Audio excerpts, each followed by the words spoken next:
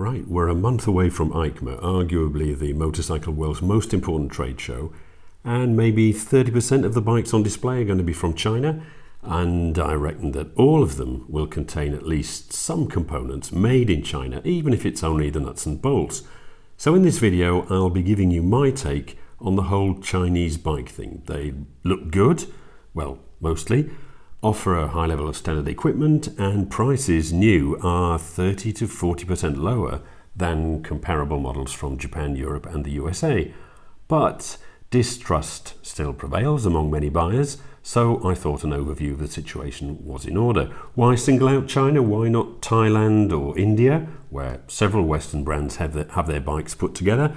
Well, in a nutshell, it's the hyper-aggressive pricing and marketing, and, it has to be said, the thorny question of human rights violation. I'll discuss this at the end, but for the moment, let's focus on the bikes themselves. So, the good bits first. Well, of course, number one has to be the lower initial purchase price. Chinese motorcycles are typically much more affordable than their Japanese, European or American counterparts.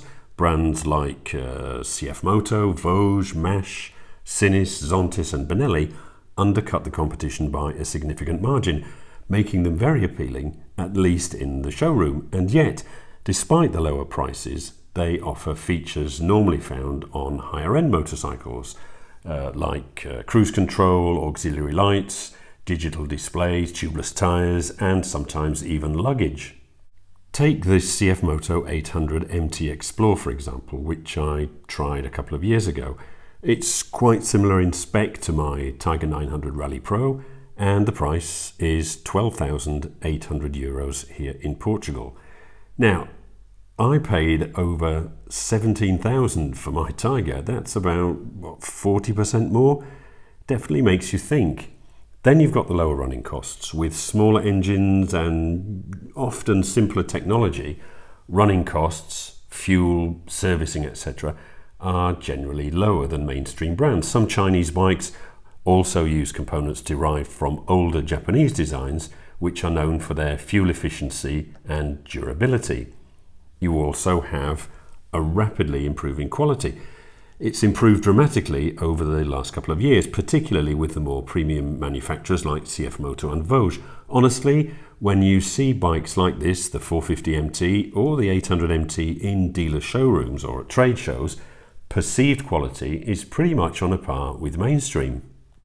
Another benefit is the availability in the lineup of entry-level and niche models. Chinese manufacturers fill market gaps often ignored by mainstream brands. For example, CF Moto and Zontis produce small-capacity adventure bikes like this 450 MT that until recently were unavailable in many mainstream manufacturers' lineups.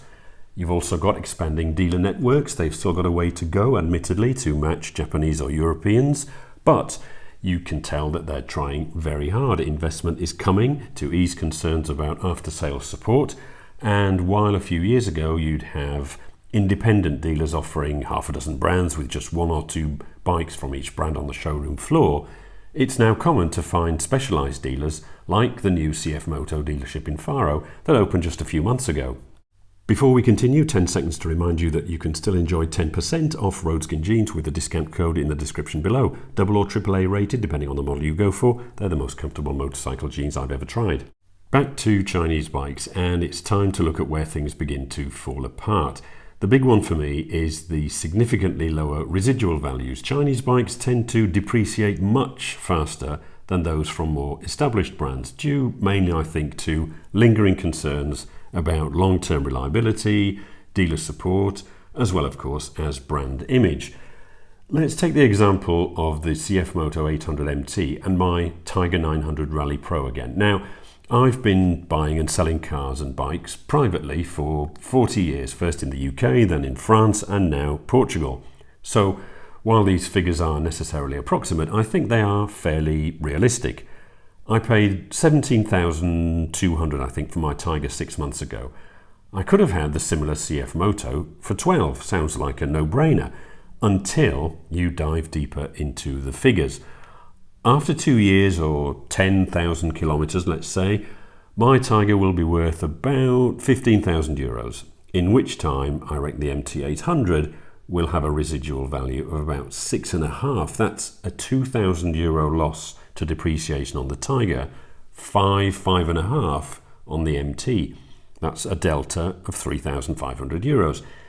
Integrate the 3,500 into the purchase price of the MT and you arrive at effectively a price of 15,500, which is only €1,500 less than the purchase price of the Triumph.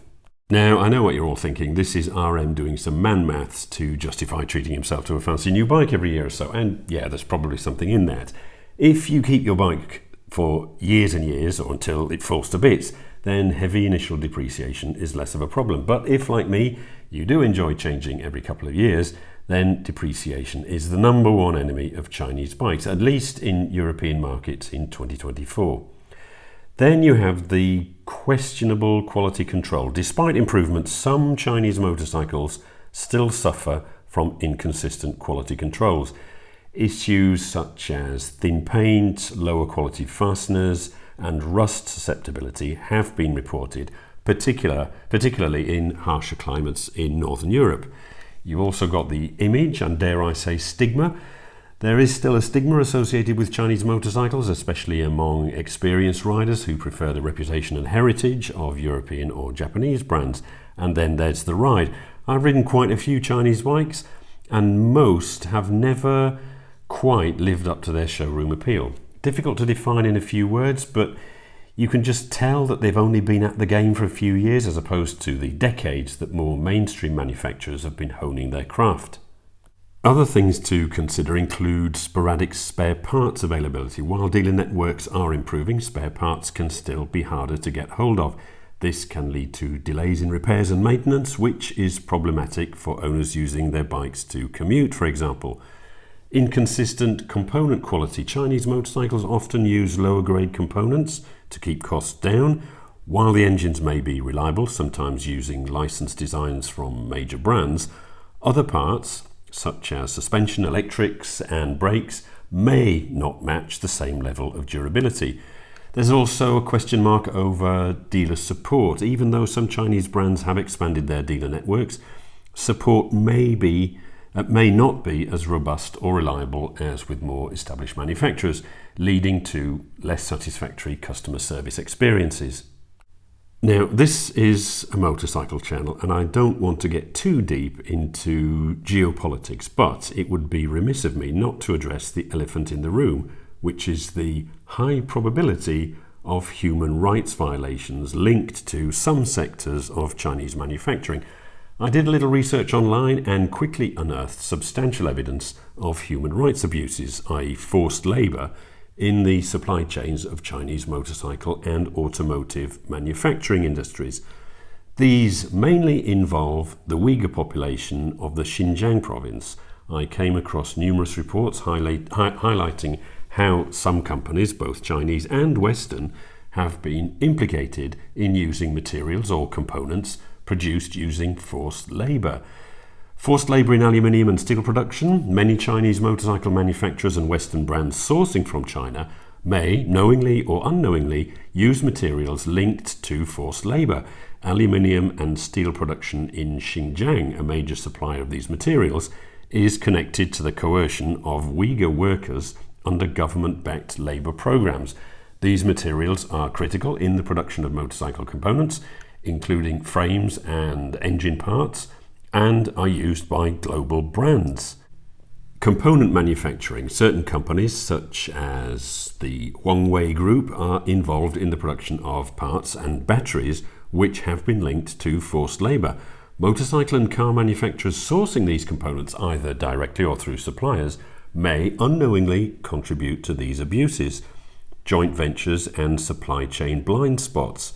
Western motorcycle manufacturers operating joint ventures in China have admitted to, as they put it, gaps in supply chain transparency.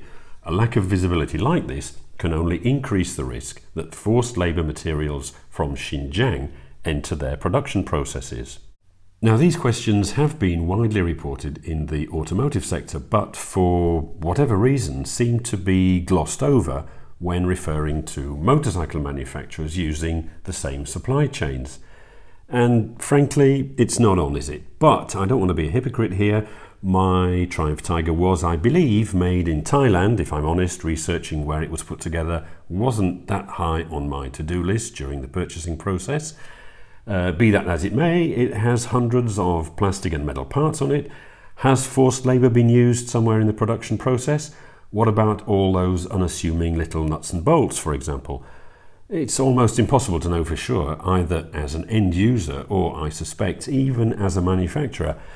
If I buy a motorbike, am I at least partially complicit in human rights abuse? Also, I use my bike almost exclusively for pleasure, riding around the Algarve hills like this with my mates. We're burning fuel, generating noise, polluting the air, and generally increasing the entropy of the universe for no reason other than to slake our thirst for recreation. Anyway, final thoughts before things get too philosophical.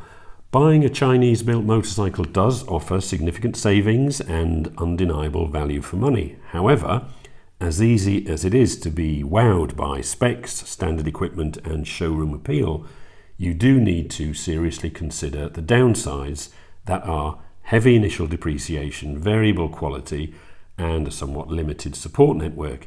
In my experience, and as I demonstrated a few minutes ago, a big chunk of what you save when you buy you lose when you sell. But if you're willing to accept the potential pitfalls, these bikes can make sense.